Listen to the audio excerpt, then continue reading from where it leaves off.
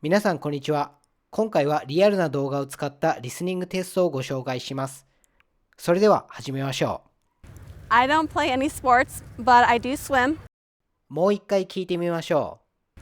I don't play any sports, but I do swim. 正解はこちらです。I don't play any sports, but I do swim. スポーツはしませんが泳ぎますね。I don't play any sports, but I do swim. I don't play any sports, but I do swim. 次はこちらです。And I do yoga. もう一回聞いてみましょう。 And I do yoga. 正解はこちらです。 And I do yoga. それからヨガをします。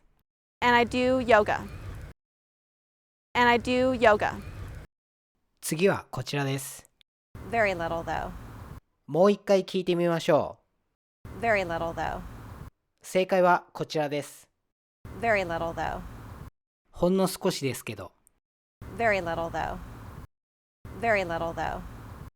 次はこちらです。 I know more about Korea. もう一回聞いてみましょう。 I know more about Korea. 正解はこちらです。 I know more about Korea.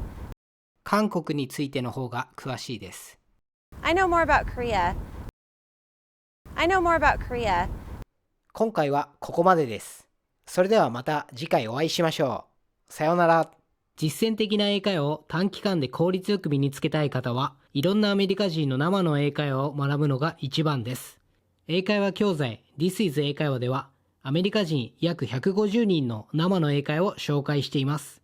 概要欄に紹介していますので、ぜひ見てください。それでは次回をお楽しみに。